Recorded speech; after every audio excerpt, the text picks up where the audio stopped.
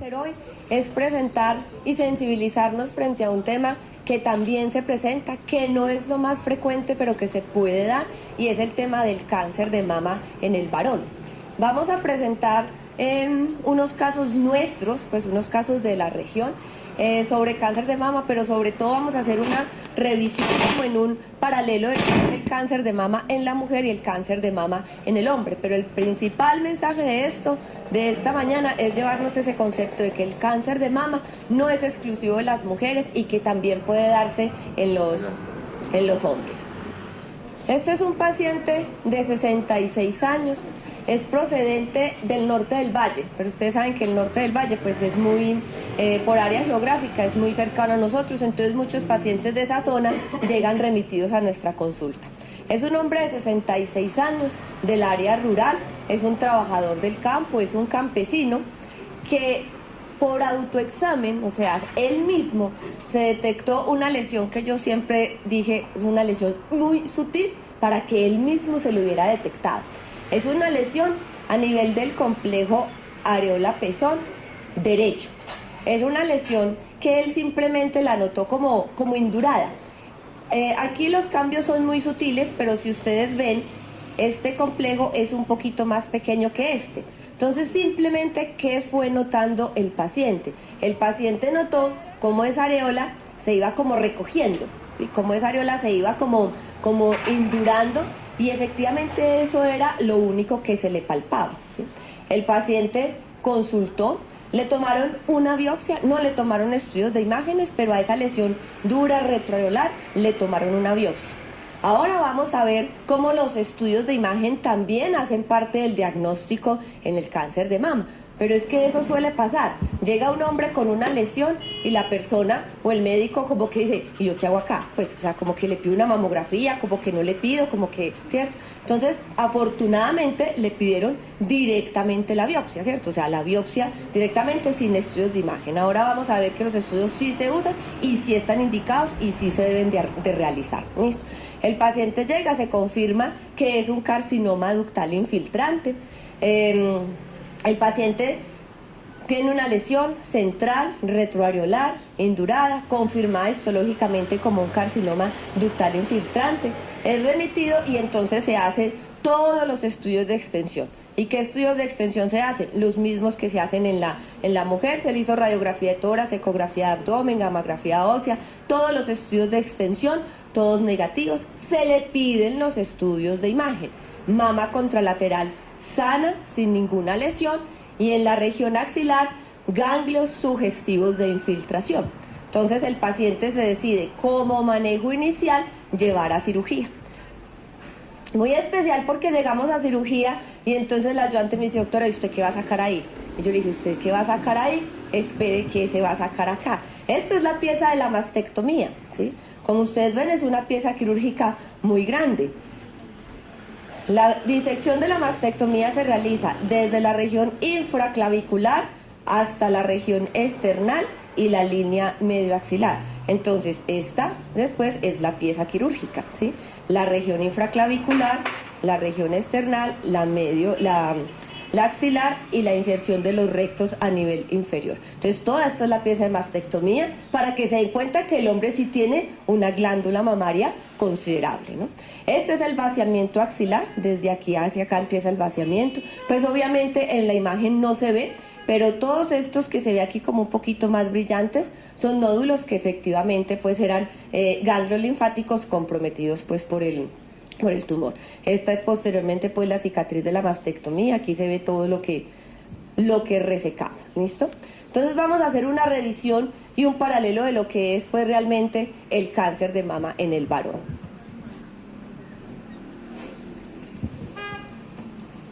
Gracias. Buenos días. Con respecto al contexto mundial que tenemos acerca de esta patología, hay que tener presente unos puntos muy claros. Primero, que constituyen menos del 1% de todos los tumores malignos de la glándula mamaria.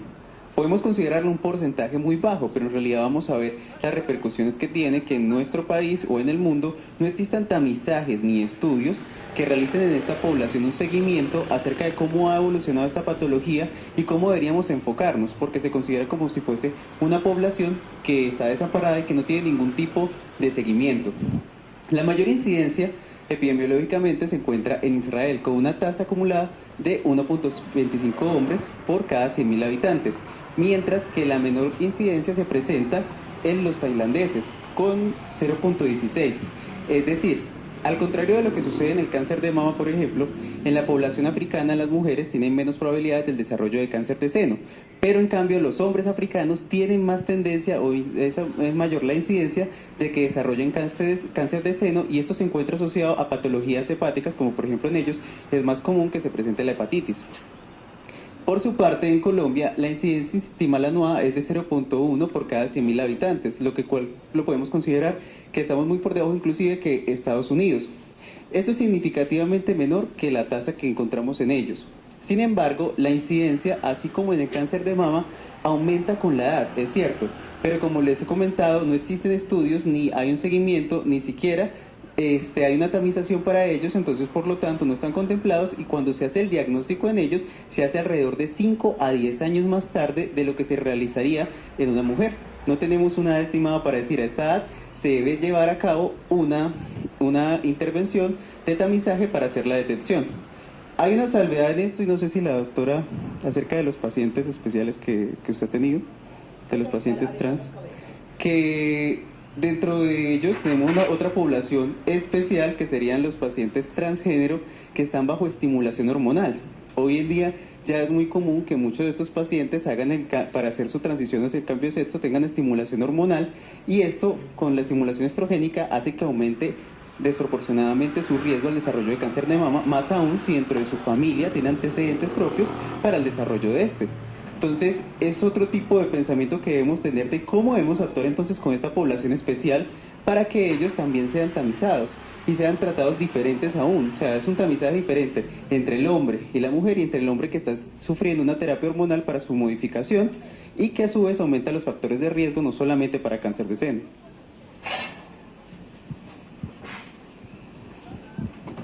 Bueno, buenos días. Yo les voy a hablar sobre los factores de riesgo. Acá tenemos un cuadro comparativo entre los factores de riesgo masculinos y femeninos para desarrollar cáncer de mama.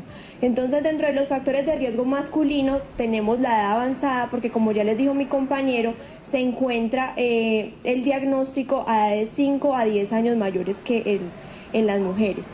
Antecedentes familiares, como en las mujeres con un CA de mama en familiar de primer grado, aparece en un 15 a un 20% de los pacientes masculinos con CA de mama y en un 7% de la población masculina general, lo que no aumenta como tal la incidencia total.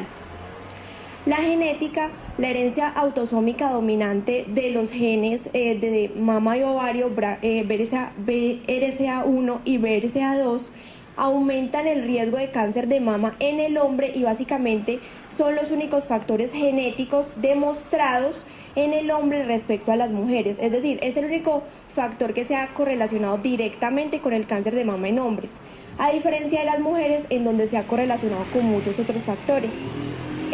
Las alteraciones de la relación estrógeno y testosterona. Básicamente, como mi compañero les decía, las alteraciones como uso exógeno de estrógenos o testosterona pueden llegar a aumentar el riesgo. Sin embargo, como ya les dije, no es una asociación que se haya demostrado.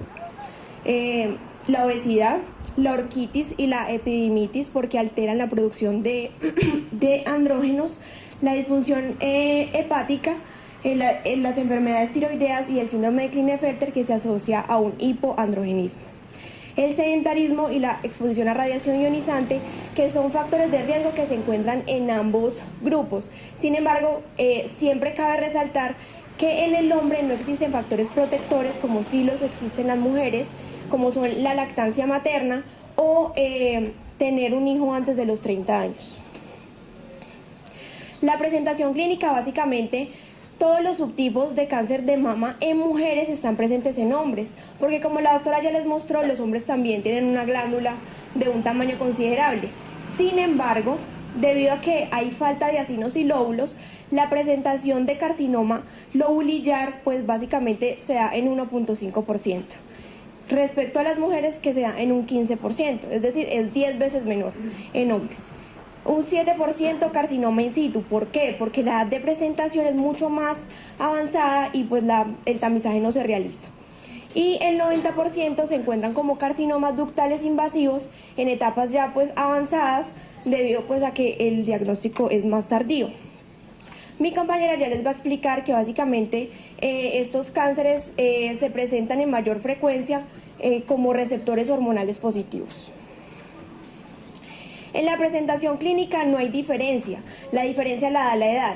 Como se encuentra a edades tan avanzadas, las presentaciones ya son muy bizarras, entonces se encuentran con una masa firme, que es retrosub-areolar, que es indolora, que básicamente tiene afectación del pezón en un 40 o un 50% y que afecta al lado izquierdo en mayor predominancia que el lado derecho, tal como las mujeres. Los cambios cutáneos asociados como la retracción, el edema, la piel de naranja, la fijación de la masa piel o los tejidos subyacentes también está presente en los hombres. Y básicamente, como se dan en casos avanzados, la adenopatía axilar básicamente está presente en todos.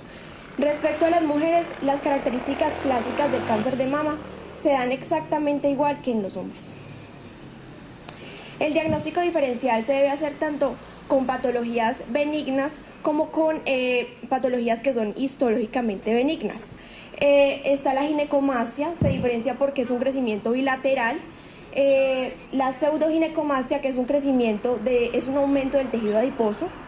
Las infecciones, tanto en hombres como mujeres, aunque el porcentaje es muy bajo, menos de 1%. La hiperplasia estromal, básicamente el diagnóstico de la hiperplasia estromal, la fibromatosis y el tumor de células granulares es totalmente histológico. Y las metástasis, pues que hay que tener muy en cuenta de que esta es una zona de asiento de metástasis muy frecuente y que hay que hacer como tal el diagnóstico diferencial principal con estas patologías. Bueno, buenos días. Como había comentado la doctora al inicio, si bien es cierto que no tenemos como guías o protocolos establecidos exactamente como de los exámenes que se le hacen al hombre, pues tenemos los exámenes que también se le hacen a la mujer cuando hablamos de cáncer de mama. Y estos como tal también hoy se aplican cuando se hace la búsqueda en el varón como tal. Entonces tenemos la mamografía. La mamografía, cuando hay una lesión ya en el varón, puede presentarse anormal en el 80 al 90%. Generalmente pues tiene una sensibilidad del 92% y una especificidad del 80%. Las características radiográficas que vamos a ver y que son sugestivas de malignidad son pues la excentricidad al pezón, las márgenes espiculadas y las microcalcificaciones, que también son unas que se aplican pues cuando se busca cáncer de mama en la mujer. Lo más importante aquí es pues la diferencia o los diagnósticos diferenciales que hacemos y principalmente la ginecomastia, como ya habíamos hablado antes, que aparece pues típicamente en este examen como un área redondeada, triangular, un área que está bien delimitada, que es regular y es simétrica, generalmente está retroareolar. Bueno, entonces tenemos la clasificación BIRRAS, que se utiliza pues para la imagenología como tal, y pues en este momento a nivel de cáncer de mama tenemos que BIRRAS del 0 a 4, o sea, lo tenemos del 0 a 6, pero en el varón hay que tener muy en cuenta que a partir del 4 ya se debe mandar como tal un estudio de una biopsia, pues por lo que ya hemos dicho que el varón se presenta ya en etapas más avanzadas y pues que requiere un estudio más adecuado. Tenemos el BIRRAS 0, que necesita una evaluación adicional porque pues la información que tenemos no es suficiente, entonces se requiere de otros estudios también complementarios para tener pues más certeza frente al diagnóstico. El BIRRAS 2, que es el BIRRAS 1, que es una mamografía normal y que solo se requiere un tamizaje anual, pues su malignidad es del 0%. El BIRRAS 2, que es donde vemos una lesión benigna, o que es claramente benigna, que también tiene una malignidad, un riesgo de malignidad del 0% y se hace una tamización anual. Tenemos un BIRRAS 3, que es probablemente una lesión benigna, son hallazgos que se encuentran que no presentan como pronto signos de malignidad y que está relacionado con una probabilidad menor al 2% de malignidad. Generalmente se hace un seguimiento a corto intervalo, generalmente se hace a los 6 meses y se hace por 2 años para ver que no hayan cambios y que nos indique que de pronto ya se clasifica en un BIRRAS 2 o en un BIRRAS 4. Y a partir del cuarto, clasificación del cuarto, siempre se debe hacer como tal una biopsia, independiente pues del riesgo de malignidad, que aquí ya empieza a ser muy alto y que en el hombre pues es más riesgoso por lo que decimos de su tardía consulta. Bueno, también tenemos como tal la biopsia, que se debe hacer, como ya dijimos, a partir de cualquier sospecha de alguna malignidad que se nos presente en examen. Generalmente se utiliza el trucus porque necesitamos es una muestra de tejido como tal. El estudio por bacado aspirado por aguja fina no se usa porque generalmente la muestra es inadecuada, entonces no está como tal indicado. Y en el varón siempre se debe hacer el estudio de los receptores y la parte molecular. Entonces tenemos estudios de receptores de estrógenos, de progesterona y de los estudios del HER2. Bueno, en la estratificación, para nombrarla a grosso modo, pues tenemos el TNM, que nos habla del tamaño de la lesión, de los nódulos que están implicados o comprometidos y si hay presencia o no de metástasis. Bueno, los tipos de cáncer en los hombres siempre debemos tener en cuenta lo que ya se ha comentado, y es que como tal la mama en el hombre es una mama subdesarrollada y principalmente no presenta como tal la estructura de los lóbulos, por eso es raro presentar cáncer lobular, pero ya tenemos más que todo cáncer ductal, infiltrante, ductal in situ, el cáncer de mama inflamatorio que también se puede presentar, la enfermedad de Paget y el carcinoma lobular in situ, que es el menos frecuente. Bueno, ya a nivel molecular, y esto es muy importante teniendo en cuenta el tratamiento que se les da como tal al cáncer en los hombres. Entonces tenemos la clasificación molecular del subtipo luminal A al luminal B, que responde más a los receptores pues, de estrógeno y progesterona. Entonces tenemos el luminal B, donde vemos que hay receptores de progesterona y de estrógenos positivos, el HER2 generalmente es negativo, el índice de proliferación es bajo, menor al 14%, y pues su pronóstico es bueno. El luminal B, que es pues también positivo a sus receptores, es negativo o muy baja expresión al HER2 y tiene pues un índice de proliferación ya más alto, mayor al 14%, pero su pronóstico también es muy bueno. Tenemos ya los HER2, que son negativos como tal los receptores de progesterona y estrógenos, pero tiene pues una alta expresión como tal el HER2 y tiene un índice de proliferación muy alto y ya su pronóstico es malo. Y está el triple negativo, que es aquel que no tiene ni receptores de progesterona ni estrógenos y tampoco responde a la HER2. Y esto es pues muy significativo porque las terapias que se tienen actualmente pues son contra estos. Cuando ya se sabe pues cuál es el receptor que está expresando, pues ya se sabe cuál es la terapia que se puede mandar, pero pues si no responde a ninguno de estos pues es más complicado. Este como tal tiene un índice de proliferación muy alto y su pronóstico es pues el de peor pronóstico. En cuanto al tratamiento, principalmente tenemos el quirúrgico por el diagnóstico en estadios tardíos o ya avanzados en los cuales consulta el varón, entonces generalmente se utiliza una mastectomía radical. También en algunos casos se ha considerado pues adecuado hacer el estudio del ganglio centinela y cuando pues sale positivo siempre es recomendable hacer o se hace el vaciamiento ganglionar, pues por lo que ya hemos dicho de todos los riesgos y los estadios avanzados en los que se consulta. Bueno, entonces también tenemos la terapia ayudante. Para esto entonces, ¿qué tenemos? Tenemos diferentes opciones dependiendo de, como la compañera estaba diciendo, de cómo se presenta pues frente si son positivos para presentación de hormonas o receptores de HER2. Entonces tenemos primero la radioterapia. Se refleja casi igual que el uso en las mujeres y estos incluyen pacientes que tengan, que hayan sido sometidos a una cirugía conservadora o en pacientes que tengan una cirugía con una mastectomía, que tengan nódulos positivos, pero de 1 a 3 nódulos, o pacientes que durante la recesión hayan tenido los márgenes positivos, o los pacientes que tengan ganglios linfáticos positivos de 4 o más ganglios. Otra terapia ayudante entonces está la terapia endocrina, que principalmente en los hombres, a diferencia de las mujeres, vemos que el uso del tamoxifeno es el principal. Como le estaba mencionando, este es donde se hace pues un resalte importante, porque es que en las mujeres uno de los principales son los inhibidores de las aromatasas, pero entonces en los hombres está el tamoxifeno. En la quimioterapia vemos que en general disminuye el riesgo de recurrencia y mejora lo que es la sobrevivencia a 5 y a 10 años de estos pacientes. Los beneficios también se tienen que contrapesar en cuanto a los pacientes de bajo riesgo. Y se utiliza principalmente para los pacientes que tengan cáncer de mama triple negativos. Otra terapia que tenemos es el trastuzumab, que más la quimioterapia en los pacientes que tengan los receptores positivos de HER2. Y en estos, entonces, ¿qué normalmente se ven en los pacientes pues, que tengan ansiedad de mama y sean varones? Que no hay una significancia muy diferente a la sobrevida en comparación con las mujeres.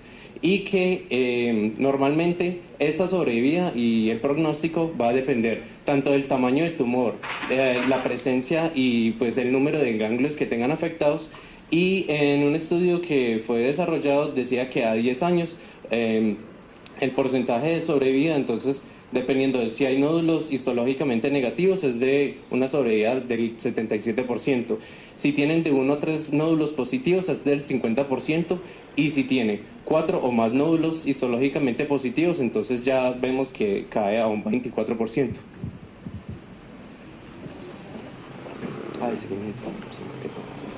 Y el seguimiento principalmente lo hacemos con mamografía o ecografía. A diferencia entonces de las mujeres, lo que queremos resaltar es de que principalmente es la ecografía. La mamografía se manda principalmente en los pacientes que tengan un riesgo muy alto de cáncer de mama contralateral. Y tenemos siempre que tener en cuenta que los pacientes que hayan tenido un cáncer de mama debemos de estar buscando otras neoplasias secundarias, porque tienen hasta un 12.5% de sufrir estas. Y estas principalmente fueron las gastrointestinales, en páncreas, los mielomas y el cáncer de próstata. Bien. Algo importante acá en el seguimiento es que los pacientes, los varones con cáncer de mama, a todos se les debe hacer estudio de mutación genética. Entonces este seguimiento va a variar también de acuerdo a ese resultado de ese test de mutación genética. Todo varón es indicativo de hacer estudio genético. Realmente la revisión de cáncer de mama en el varón no es fácil. No hay estudios grandes, no hay estudios poblacionales, entonces realmente se ha extrapolado mucho lo del cáncer de mama en la mujer. La clasificación molecular se extrapola en el hombre y vemos que el comportamiento es similar, que los subtipos luminales, o sea, los subtipos que tienen receptores hormonales, responden mejor al tratamiento, tienen menos agresividad tumoral, tienen un mejor pronóstico, que los subtipos no luminales, los que no tienen receptores, tienen más agresividad, indiscutiblemente los triple negativos, ¿sí? El tratamiento es igual de acuerdo a esa clasificación. Para terminar el caso que les había presentado, quería que ellos primero presentaran para yo contarles entonces qué salió con ese paciente. 66 años, con una masa retroareolar. El resultado final de la patología fue un carcinoma ductal infiltrante. Ya vieron la explicación de por qué es el más frecuente. Es el más frecuente porque los hombres no tienen desarrollo lobulillar, entonces es más frecuente que se presente a nivel de los ductos. Entonces, tenía un carcinoma ductal infiltrante. Tenía receptores positivos, terminó siendo un luminal A. Tenía receptores de estrógenos positivos, progesterona positivo, ER negativo. Fue llevado a cirugía, el resultado de la cirugía fue un tamaño tumoral de 3.5, lo que viene a corresponder a un T2 en la clasificación del TNM, y como les digo, se extrapola la misma clasificación. Tenía 3 ganglios positivos, el paciente fue llevado a radioterapia, a quimioterapia por la presencia de ganglios axilares comprometidos, ¿sí? En estos momentos la cirugía fue en el 2016, tiene 18 meses de seguimiento libre de enfermedad, el paciente está muy bien, con terapia hormonal, está tomando tamoxifeno y el paciente en estos momentos está asintomático, sobrevida libre de enfermedad. Y un pequeño detalle, llevamos 18 meses tratando de que la EPS le autorice el estudio genético y todavía no hemos podido, ¿sí? Puede pasar a veces en nuestro medio, pero esa es la historia. Pero también, entonces ese es un caso de un tumor luminal con un buen pronóstico, con un paciente que está en buenas condiciones. Ahorita les voy a contar otro caso de un tumor un poco más agresivo, es que casi no se ve la imagen, ¿sí? Este es un cáncer de mama en un hombre, y miren, les cuento la historia. Un paciente de 50 años con una masa más en la prolongación axilar que realmente a nivel central de la mama. El paciente empezó con una masa, empezó a crecer, no era esto, pues obviamente es una foto pues ya mucho más avanzada. El paciente es del norte del valle, el paciente era de Zarzalvalle. Entonces empezó a notar ese crecimiento, empezó a notar esa masa y consultó. Entonces primero le dijeron que no, que tranquilo, que eso era un lipoma. Después el paciente seguía creciendo la lesión, pero era una lesión dura, ¿sí? Después de consultar y volver a consultar, entonces en el norte del valle lo mandaron para Tuluá, y después para Buga, después para Cali, después hizo el recorrido por todas partes, porque, ¿sí? Después alguien le mandó una biopsia, después de 6 meses, ¿sí? Le mandó una biopsia, entonces pues nadie le tomaban la biopsia. Fue hasta Tuluá que le tomaran la biopsia y le dijeron, no, pero ¿cómo le vamos a tomar una biopsia a un hombre? Y ni siquiera lo pasaron. Pues unas cosas que uno dice inauditas. Entonces la señora, la esposa del paciente, dijo, no, ¿sabe qué? Vámonos para Armenia. En Armenia alguien nos tiene que tomar la biopsia. Entonces llegaron a Armenia y dijeron, ¿y para dónde nos vamos? No, pues preguntemos dónde queda el hospital de Armenia. En el hospital, si no nos toman la biopsia, nos tienen que decir... Si no nos toman la biopsia, nos tienen que decir dónde nos toman la biopsia, ¿cierto? Llegaron al hospital de Armenia y en el hospital San Juan de Dios convulsionó, ¿sí? En ese proceso de búsqueda, en ese proceso de preguntando, venga, ¿dónde me toman una biopsia? En el hospital de Armenia convulsionó. La señora con la maleta en la mano, bueno. Llegó, la señora, convulsionó, entonces inmediatamente por urgencias, valoración por neuro, TAC, de todo, ¿cierto? Y la más ahí, ¿cierto? Listo. Afortunadamente, un médico en urgencias, ¿sí? Mientras pedían el TAC, la evaluación por neuro y todo eso, dijo, no, venga, y con un bisturí le tomó una biopsia, ¿sí? Le tomó una biopsia, la mandó para estudio, efectivamente tenía unas lesiones a nivel central, a nivel cerebral. Entonces el neuro, venga, ¿qué es esto? ¿Qué será esto? ¿De dónde vendrá esto? ¿Sí?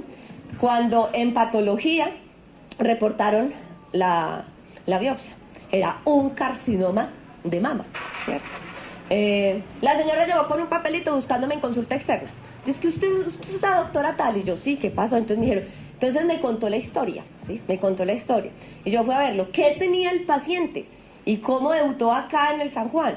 Con una metástasis cerebral. Lo que el paciente tenía era una metástasis cerebral y eso lo hizo convulsionar. De una masa que tenía 6 meses atrás y que por diversas cosas administrativas de la EPS, por demoras, por muchas razones, no se lo habían estudiado. Eso era lo que tenía el paciente, ¿sí? Las metástasis cerebrales son la principal causa o lo que más lleva a la mortalidad en cáncer de mama en la mujer, ¿cierto? Entonces, en el hombre se comporta igual. El paciente estaba ahí, lo dejamos hospitalizado, movimos todas las gestiones del mundo para que no le fueran a dar salida, porque darle salida era condenarlo a que se fuera a voltear con una orden de radioterapia. Logramos iniciar la radioterapia estando hospitalizado, ¿sí? Le buscamos 1000 justificaciones para dejarlo hospitalizado porque teníamos que empezar el tratamiento, porque si el paciente se nos iba a perder. El paciente empezó con su tratamiento de radioterapia. Se le hizo los receptores a esa biopsia, un tumor triple negativo, o sea, un tumor agresivo, un hombre de 50 años, ¿sí? Y se comporta igual, entre más joven se presente, así como en la mujer, es más agresivo, ¿sí? Empezó quimioterapia, hizo la radio, empezó quimioterapia y empezó a hacer estudios de extensión.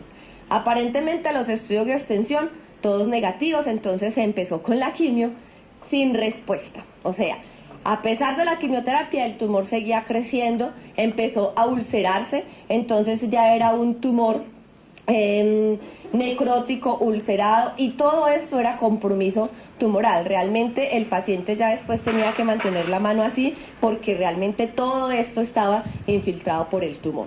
El paciente finalmente fue llevado a una mastectomía, pero más por algo paliativo y por calidad de vida. Dentro de todo el tratamiento,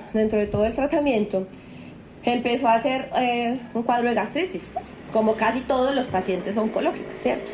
Pero mentiras, le mandamos una endoscopia y le tomamos una biopsia y tenía una metástasis a nivel gástrico del carcinoma de mama, ¿sí? La metástasis a nivel intestinal de los carcinomas gástricos, de los carcinomas de mama, no son frecuentes, ¿sí? En esos días yo estuve muy inquieta con el caso y tuve un congreso y me llevé el caso para comentarlo en el congreso. El MD Anderson en Estados Unidos es uno de los centros más grandes del mundo con estadísticas más grandes en cáncer de mama. Y el oncólogo de allá me decía, tenemos 6 hombres en un instituto tan grande, 6 casos nada más en la casuística de ellos, 6 hombres con cáncer de mama en metástasis a estómago, ¿cierto? Es un caso supremamente raro, porque aquí la discusión con el oncólogo empezó, tiene un segundo primario. Entonces decía, no tiene un segundo primario, es una metástasis del CA de mama. Entonces la prueba inmunistoquímica era muy difícil porque no sabían si era un primario, porque era muy mal diferenciado, no sabían si era un primario o era un secundario. Entonces esas placas voltearon por todo el país. Después de que el paciente ya había fallecido, nos llegó el resultado de que era un tumor metastásico. O sea, sí era un tumor metastásico a estómago. Sino que, como les digo, el diagnóstico muy, muy, muy complejo. El paciente se opera, pues se le hace su cirugía. 6 meses después de esa historia en el hospital y de esa convulsión, el paciente vuelve a convulsionar. O sea, exactamente, eso fue en junio. O sea, en diciembre del 2016 el paciente vuelve a convulsionar. Se ingresa y las placas son con reactivación de todos los focos que habíamos irradiado, ¿sí? Pero ya un compromiso generalizado. El paciente se deja hospitalizado nuevamente, no se puede volver a irradiar. La dosis que le habían dado de radioterapia había superado ya los límites. Se hospitaliza, puro manejo paliativo, ¿sí? Y en ese momento se repiten los exámenes de extensión, ¿sí? Los exámenes de extensión ya muestran compromiso pulmonar, compromiso hepático, ¿sí? La lesión a nivel local progresó, a pesar de que hizo la mastectomía, recae en el lecho de la mastectomía, ¿sí? Entonces, 9 de diciembre, yo le di salida del hospital, ¿cierto? Ya era un paciente para total manejo paliativo y nada más, ¿cierto? Me dijo que si pudiera armar la Navidad, y yo, claro, vaya, arme la Navidad y ponga todo lo que usted quiera. La última vez que lo vi, llegó aquí a Armenia con unos muñecos así de grandes de Navidad, una Mamá Noel y un Papá Noel, ¿sí? En un aguacero terrible, llegó, ¿cierto? Ese fue el regalo que trajo de Navidad, ¿sí? El paciente completamente deteriorado, ¿sí? Ya con un manejo totalmente paliativo, ¿sí? Y fallece el 23 de diciembre de ese año, ¿sí? Esa es la historia de un paciente muy luchador, de 50 años, deportista, que me decía, él me decía que él no podía creer que él se estuviera muriendo de un cáncer de seno, que si eso, ¿cómo era posible eso? Claro, nunca hubiera pensado eso, ¿cierto?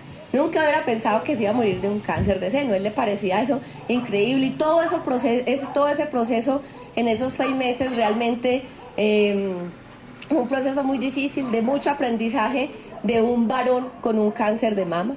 Entonces esa era la otra historia, o sea, la otra historia de un cáncer agresivo, de un carcinoma triple negativo, que se comporta igual de agresivo como en las mujeres, que hace los mismos sitios de metástasis cerebral, pulmón, hígado, ¿sí? Y que ocurre lo mismo, que cuando no hay respuesta a la quimioterapia es de mal pronóstico, que la metástasis cerebral es lo que marca, es lo que más impacto tiene sobre la mortalidad en las pacientes con cáncer de mama. O sea, nos enseñó que realmente se comporta igual que en las mujeres, ¿sí? Y el otro paciente, el subtipo luminal, con una adecuada evolución. Entonces ese es pues como el paralelo.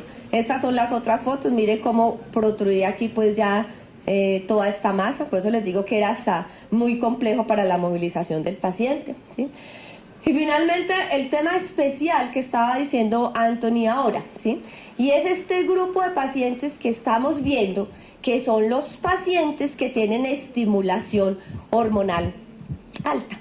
Este es un caso de un cáncer de mama en un paciente que había tenido una estimulación hormonal durante muchísimos años, tenía un desarrollo mamario, pues aquí ya no se ve tanto porque esto fue después del tratamiento, después de la quimio, después de hormonas, entonces el volumen que había ganado obviamente ya lo había disminuido, ¿sí? Tenía además la inyección de unos biopolímeros, entonces por eso todavía aquí se ve que en la otra mama conserva algo de volumen, pero esto ya es más volumen por los biopolímeros. Entonces este es un paciente que se estimuló hormonalmente durante muchos años.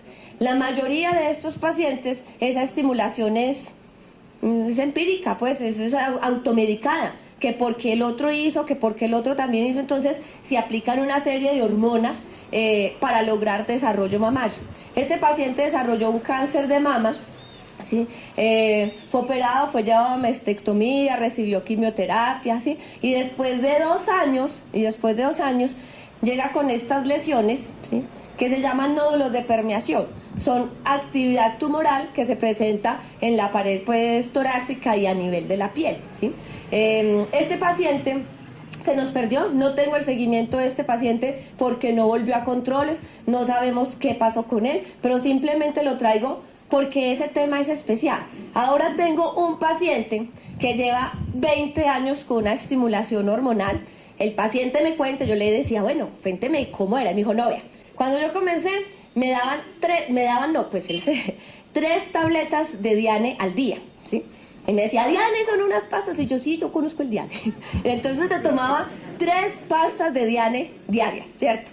Que después le mandaron unas inyecciones, bueno, o sea, todo totalmente automedicado, empírico.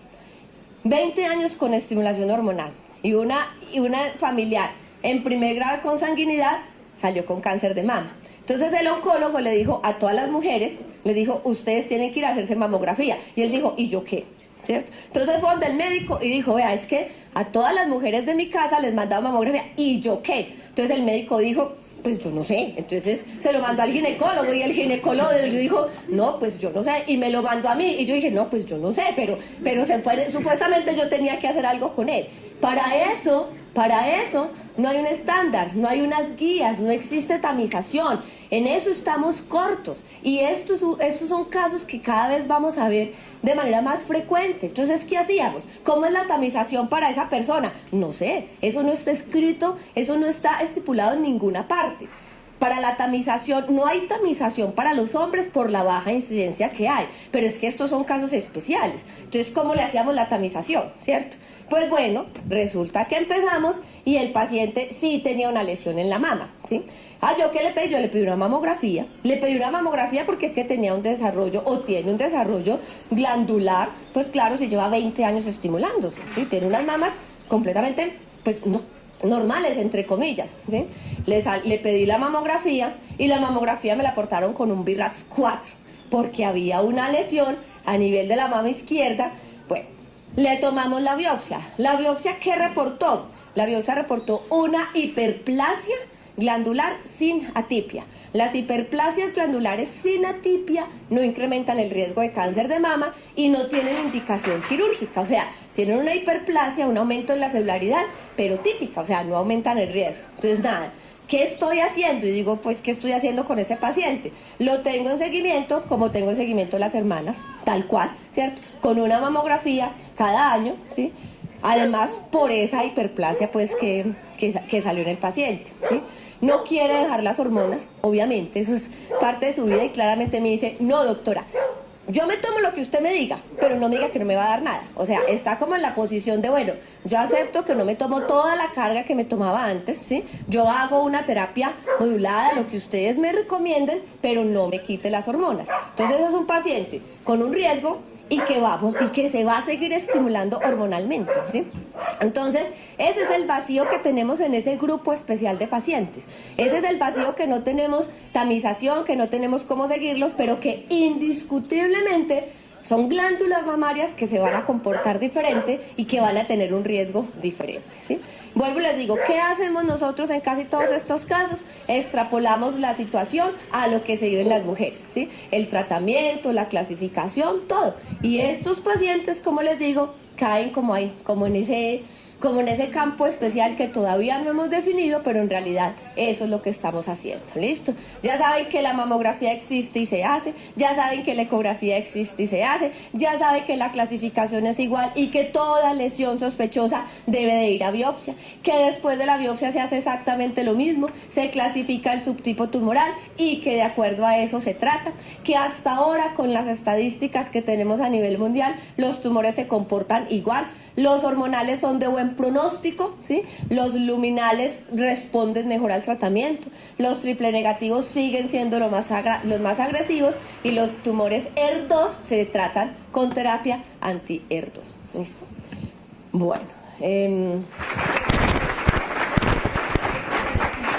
alguien tiene alguna pregunta, alguna duda, algún comentario, doctor. Estamos hablando pues de tamizaje, sobre todo en mujeres, la tamización con el examen en saliva, ¿qué se está midiendo allí? Recientemente veía la noticia de están usando un kit, o van a empezar a usar un kit, de solo tomar una muestra de saliva como tomar una muestra de una muestra de prueba de embarazo. Pero no vi como cuál era el principio, y me imagino que tiene que ver con receptores, marcadores tumorales, ¿verdad? Pero en realidad no están validados todavía como programas de tamización. Son marcadores tumorales, se pueden hacer en saliva o también en sangre, pero hay una dificultad, y es que la tamización se busca que sean diagnósticos tempranos. Y estos marcadores usualmente están presentes cuando ya el carcinoma está infiltrante, ¿cierto? Entonces, por eso no se ha validado realmente como una prueba de tamización, porque no es de diagnóstico temprano. Es más como de seguimiento. Gracias.